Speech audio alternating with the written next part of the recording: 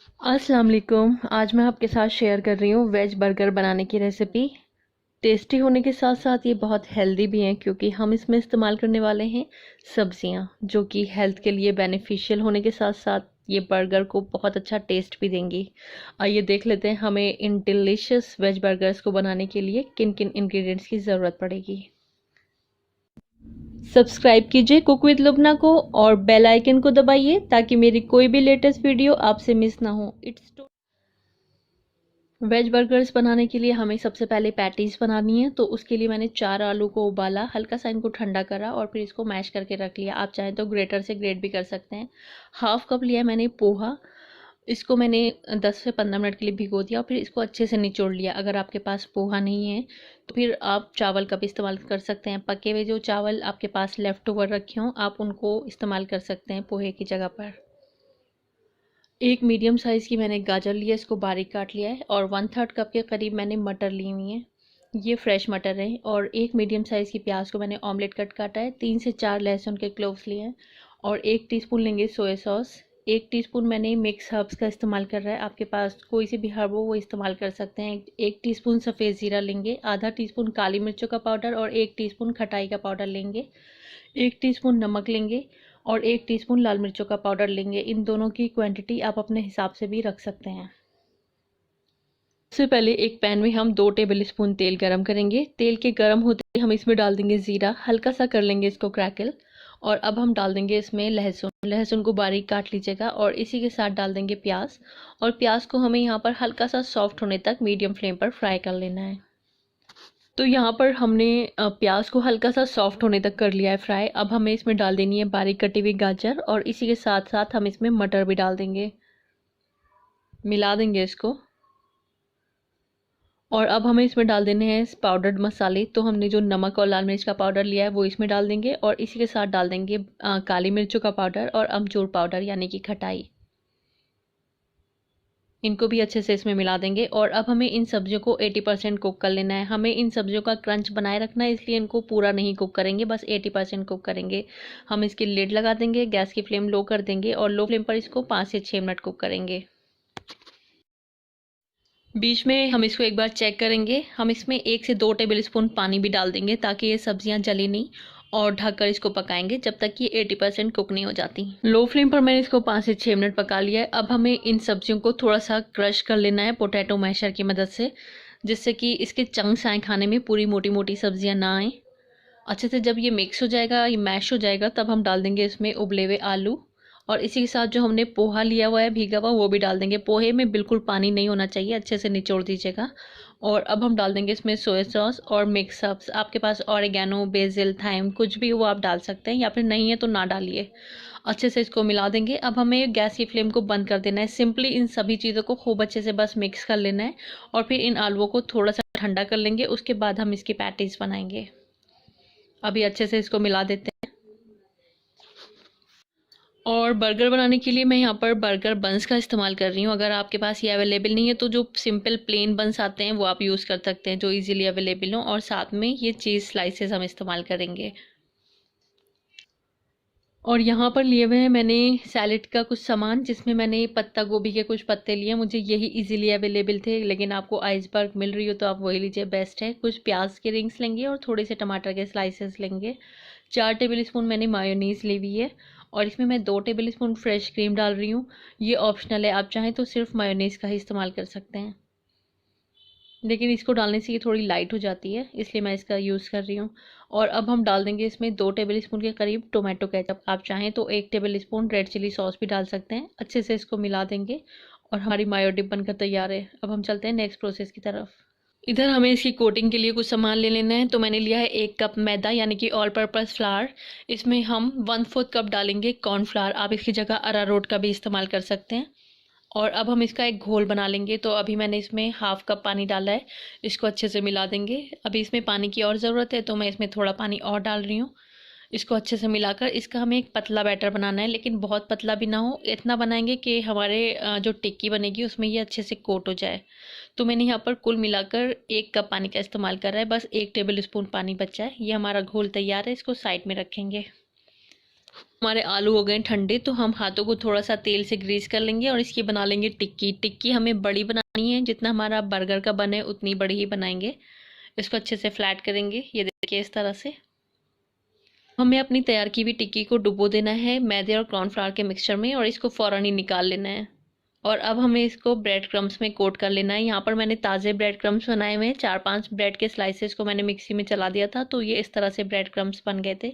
इसको भी हमें अच्छे से कोट कर लेना है। इस तरह से हम सारी टिक्की को रेडी कर लेंगे। जब सारी टिक्की रेडी हो जाएंगी, हम इसको रख देंगे फ्रिज में कम से कम आधे से 1 घंटे के लिए। इसको हमें ठंडा फ्राई करना है, तो ये क्रिस्पी फ्राई होंगी। हमें अपनी टिक्कियों को फ्राई कर लेना है। मैंने टिक्कियों को 1 घंटे के लिए फ्रिज में रख दिया था, तो अब वो काफ़ी ठंडी हो चुकी हैं। ठंडा कर लेने से ये काफ़ी क्रिस्पी फ्राई होती हैं, तो आप ज़रूर से ऐसा कर लीजिएगा अगर आपको क्रिस्पी टिक्की बनानी है। और 1 से 1.5 मिनट के बाद इसकी साइड को बदल देंगे और मीडियम फ्लेम पर इसको दोनों तरफ से परफेक्टली गोल्डन होने तक हमें फ्राई कर लेना है।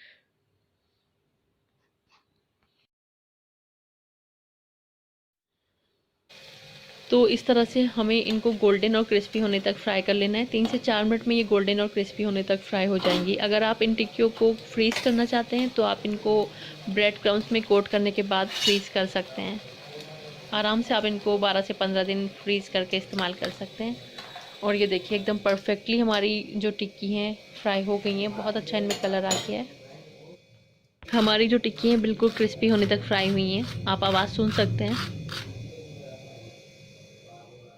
हम एक पैन में 1 टेबल स्पून के करीब बटर को गर्म करेंगे और बटर के मेल्ट होने से पहले ही हम इसमें अपने बर्गर को हाफ करके डालेंगे, इसके 2 पार्ट करके, और इसको हल्का सा सॉफ्ट होने तक फ्राई कर लेंगे। ऐसा करने से जो हमारे बर्गर बनेंगे बहुत ही सॉफ्ट बनेंगे।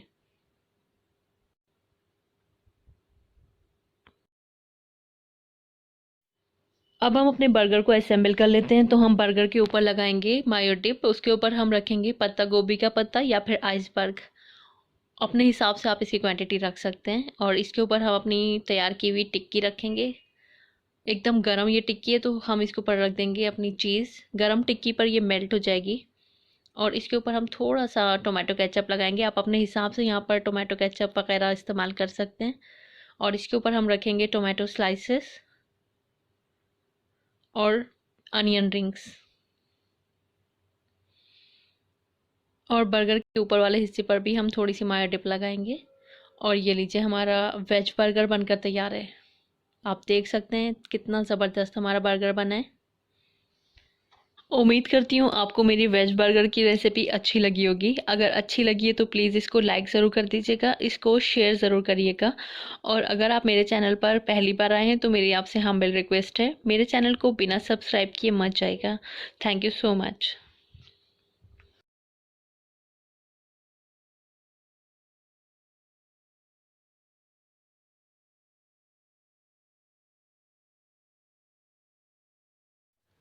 अस्सलाम वालेकुम। आज मैं आपके साथ शेयर कर रही हूँ चिकन पैटीज़ बर्गर बनाने की रेसिपी, जो कि बहुत ही आसान रेसिपी है और बहुत ही इजीली बन जाती है।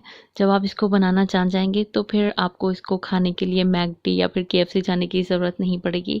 जब भी आपका दिल करे आप इसको घर पर ही बना लें। आइए देख लेते हैं इस ईजी और डिलीशियस रेसिपी को बनाने के लिए हमें क्या क्या चाहिए। मेरे चैनल को सब्सक्राइब करके इस बेल के बटन को ज़रूर दबाइएगा, तभी मेरी लेटेस्ट वीडियो का नोटिफिकेशन सबसे पहले आपको पहुंचेगा। सबसे पहले हमें चिकन की पैटीज़ बनानी है, जिसके लिए मैंने यहाँ पर हाफ केजी चिकन लिया हुआ है। आप चाहें तो यहाँ पर चिकन का कीमा भी ले सकते हैं, मैंने बोनलेस चिकन लिया हुआ है। और इसके अलावा मैंने यहाँ पर 1 मुट्ठी हरा धनिया, आधे मीडियम साइज़ की प्याज, आधे नींबू का रस और 3 से 4 हरी मिर्चें लिए हैं। 1 टीस्पून मैंने यहाँ पर डार्क सोया सॉस लिया है। और आधा अंडा हमें इस्तेमाल करना है। इस बात का ध्यान रखना है, हमें यहाँ पर पूरा अंडा नहीं डालना है, आधा ही अंडा डालेंगे, जो कि इसको बाइंड करने में मदद करेगा। 4 टेबल स्पून मैंने यहाँ पर कॉर्नफ्लावर लिया, यानी कि अरारोट। लेकिन अगर आप कॉर्नफ्लावर ऐड नहीं करना चाहते तो आप 2 से 3 ब्रेड के स्लाइसेस को मिक्सी में चला दें और उसको इस्तेमाल कर लें। 2 टेबल स्पून मैंने यहाँ पर फ्रेश क्रीम ली है, आप चाहें तो दूध के ऊपर जमी मलाई भी ले सकते हैं। 1 टेबल स्पून अदरक लहसुन का पेस्ट लिया है। 1 टीस्पून मैंने मस्टर्ड पेस्ट लिया है, अगर आपके पास है तो डालें वरना अवॉइड कर दें। और 1 टीस्पून मैंने बटर लिया है, आप चाहें तो तेल या फिर घी भी इस्तेमाल कर सकते हैं। और ये लिए हैं कुछ पाउडर्ड मसाले, इसमें 1 टीस्पून मैंने मिक्स हर्ब्स लिए, आप ऑरिगेनो या बेसिल जो भी आपके पास है यूज़ कर सकते हैं। 1 टीस्पून भर के नमक लेंगे, 1 टीस्पून लाल मिर्च का पाउडर लेंगे और 1 टीस्पून लेंगे काली मिर्चों का पाउडर। तो यहाँ पर सबसे पहले आपको क्या करना है, एक फूड प्रोसेसर ले लेना है, उसमें आपको ये सारे इंग्रेडिएंट्स डालकर इसको पीस लेना है। तो मैं यहाँ पर आपको दिखाई दे रही हूँ कैसे कर लेना है। फूड प्रोसेसर ले लें या फिर मिक्सी ले लें, उसमें आप प्याज, हरा धनिया, नींबू, हरी मिर्च डाल लें और साथ में जो मस्टर्ड पेस्ट लिया है ये भी डाल लें। और इसी के साथ यहाँ पर हमें अंडा भी डाल देना है। अंडा आपको आधा ही डालना है, मैंने आपको पहले ही बताया। और जितने भी पाउडर्ड मसाले लिए हुए हैं वो भी हमें यहाँ पर इसमें डाल देने हैं। और डाल देंगे अदरक और लहसुन का पेस्ट। और इसी के साथ हम इसमें सोया सॉस भी डाल देंगे और मलाई डाल देंगे या फिर फ्रेश क्रीम डाल देंगे और बटर डाल देंगे। मलाई और बटर जो है इसको मॉइस्ट यानी कि सॉफ्ट बनाने में मदद करेगा, वरना जो चिकन के कटलेट्स बनते हैं ना वो हार्ड बनते हैं, ये दोनों उसको सॉफ्ट बनाएंगे। साथ में डाल देंगे कॉर्नफ्लावर। और अब हमें इसको मिक्सी में पीस लेना है। तो मैं इसको मिक्सी में 2 राउंड में पीसूँगी, आप चाहें तो फूड प्रोसेसर में पीस लें। तो यहाँ पर हमारा मिक्सचर तैयार है। अगर आपको यहाँ पर लग रहा है कि ये स्टिकी ज़्यादा हो गया है या फिर ये आपसे हैंडल नहीं हो पाएगा, तो आप इसमें 2 से 3 ब्रेड के स्लाइसेस को मिक्सी में चलाकर इसमें डाल दें। अब हमें इसकी पैटीज़ बना लेनी है। तो हाथों पर हम थोड़ा सा तेल अप्लाई करके इसमें से एक पोर्शन लेंगे। हमें यहाँ पर इसका एक बड़ा पोर्शन लेना है क्योंकि हमें बड़ी पैटी बनानी है यहाँ पर। और इसको हम फ्लैट करेंगे। हमें इतनी बड़ी बनानी है जितना बड़ा हमारा बन होगा। जब हम इसको फ्राई करते हैं तो ये श्रिंक भी हो जाती है, इसलिए इसको हमें थोड़ा सा बड़ा ही लेना है और इसको हम फ्लैट कर देंगे।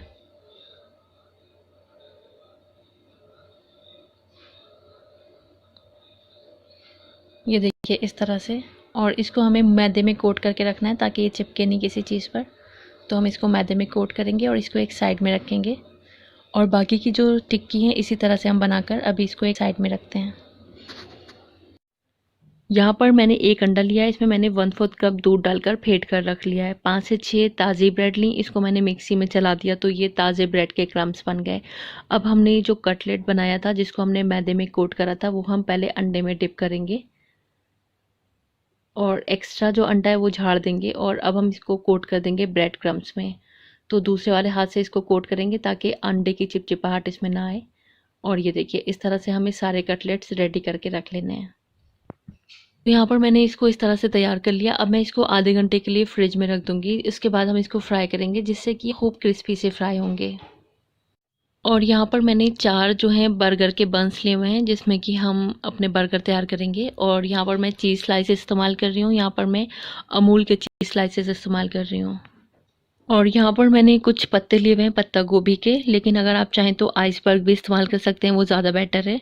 और साथ में मैंने प्याज के कुछ रिंग्स लिए हुए हैं और टमाटर के स्लाइसेस लिए हुए हैं। 4 टेबल स्पून मैंने मायोनीज़ ली हुई है जिसकी हमें मायो डिप तैयार कर लेनी है। तो मैं इसमें 2 टेबल स्पून फ्रेश क्रीम डाल दूँगी, आप चाहें तो दूध के ऊपर जमी हुई मलाई का भी इस्तेमाल कर सकते हैं। और इसमें हम 2 टेबल स्पून के करीब टोमेटो केचप डाल देंगे। आप यहाँ पर 1 टेबल स्पून चिली सॉस भी ऐड कर सकते हैं इसके अंदर। और इसको हम अच्छे से मिला देंगे।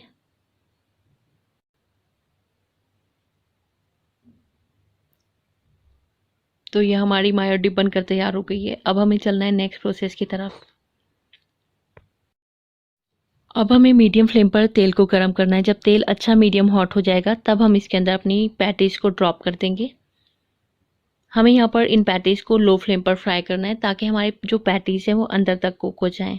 तो इसको फ्राई करने में बिल्कुल भी जल्दबाजी मत कीजिएगा, लो फ्लेम पर आराम से फ्राई कीजिएगा जब तक कि ये अच्छे से अंदर तक कुक नहीं हो जाती हैं। तो 3 से 4 मिनट एक साइड से और 3 से 4 मिनट दूसरी साइड से इसको फ्राई करेंगे। कुल मिलाकर 7 से 8 मिनट हम इसको लो फ्लेम पर फ्राई करेंगे दोनों साइड से, जिससे कि हमारी जो पैटीज़ है अंदर तक अच्छे से कुक हो जाएंगी। तो ये देखें, आप देख सकते हैं 7 से 8 मिनट के करीब हो गए इसको लो फ्लेम पर कुक होते हुए और दोनों तरफ से हमारी पैटीज़ जो हैं गोल्डन भी हो गई हैं और अंदर तक पक भी गई हैं। बहुत अच्छा इनमें कलर भी आ गया है। तो अब हमें इन पैटीज़ को निकाल लेना है।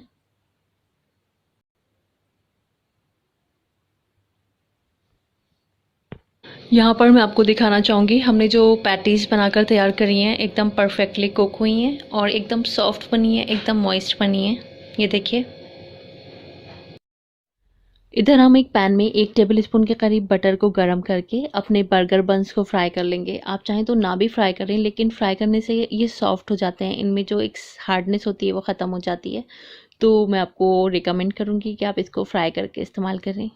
तो यहाँ पर हमारी सारी तैयारी हो गई है। अब हमें कर लेना है इसको असेंबल। तो हम अपने बर्गर बन के निचले हिस्से पर लगाएंगे मायो डिप, जिसकी क्वांटिटी आप अपने हिसाब से रख सकते हैं। इसके ऊपर हम अपना पत्ता गोभी का जो हमने पत्ता लिया है वो रख देंगे। आप लेटस लेंगे तो वो भी अच्छा है, अभी मेरे पास यही था तो मैं इसी को इस्तेमाल कर रही हूँ। अब हम गरम गरम अपनी पैटी रखेंगे, चिकन पैटी, और इसके ऊपर हम रखेंगे अपनी चीज़ स्लाइस, जिससे कि ये मेल्ट भी हो जाएगी। और इसके ऊपर हम लगाएंगे टोमेटो केचप। अब यहाँ पर जो सॉस है या केचप है आप अपने हिसाब से लगाएगा। इसके ऊपर हम रखेंगे टोमेटो स्लाइस, जो मुझे थोड़ा सा ज़्यादा लग रहा है 3, तो मैं 1 हटा देती हूँ। आप अपने हिसाब से यहाँ पर रखिएगा, जितना आपको पसंद हो, आपके बच्चों को पसंद हो उतना ही रखिएगा। और इसके ऊपर जो हमने अनियन रिंग्स लिए हुए हैं वो रखेंगे, और जो बन का दूसरा साइड है उस पर भी हम मायो डिप लगाएंगे।